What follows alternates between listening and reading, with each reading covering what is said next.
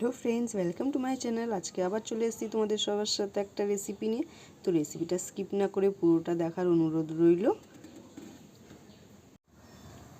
প্রথমে মাছগুলোতে নুন হলুদ মেখে নেব। কড়াই গরম করতে বসিয়ে দিয়েছি। এবার কড়াইয়ে তেল দিয়ে দেবো পরিমাণ মতো। তেলটা গরম হয়ে গেছে, তেলে একে একে মাছগুলো ছেড়ে দিলাম।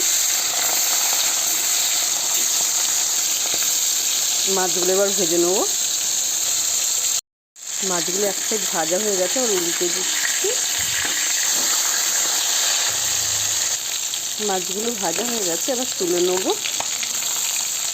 মাছগুলো ভেজে তুলে নিয়েছি। মাছ ভাজা তেলটা কেটে রাখা বেগুনগুলো ভেজে নেব। নুন হলুদ দিয়ে মেখে রেখেছিলাম বেগুনগুলো।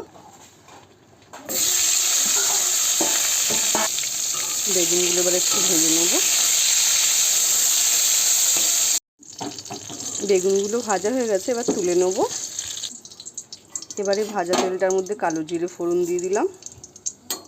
কেটে রাখা আলুগুলো দিয়ে দিলাম। এবার এর মধ্যে কেটে রাখা পেঁয়াজ আর কয়েকটা কাঁচা লঙ্কা চিড়ে দিয়ে দিলাম। পরিমাণ মতো নুন হলুদ। এবার একটু ভেজে নেব আলু পেঁয়াজ আর লঙ্কাটা। আলুগুলো ভাজা হয়ে গেছে, এবার এর মধ্যে আমি দিয়ে দেবো লঙ্কা আর জিরে বাটাটা দিয়ে দিলাম, আর একটু জল দিয়ে দিলাম। এবার কষিয়ে নেব জিরে আর লঙ্কা বাটাটা দিয়ে আলুটা একটু ভালো করে কষিয়ে নিতে হবে। কষানো হয়ে গেছে, এবার এর মধ্যে আমি জল দিয়ে দেবো। আলুগুলো সেদ্ধ হোক, ততক্ষণ একটু ঢেকে দিয়ে একটা থালা দিয়ে।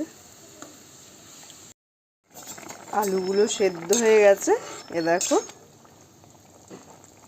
এবার বেগুনগুলো দিয়ে দিলাম ঝোলে। মাছগুলোও দিয়ে দিচ্ছি।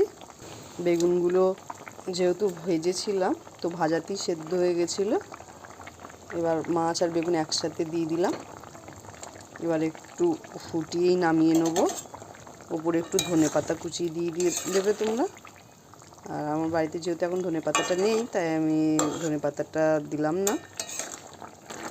ভোলা মাছের ঝোলটা হয়ে গেছে, এবার নামিয়ে নেব। আর আমার ভিডিওটা যদি ভালো লাগে লাইক কমেন্ট শেয়ার সাবস্ক্রাইব করে দিও। ধন্যবাদ।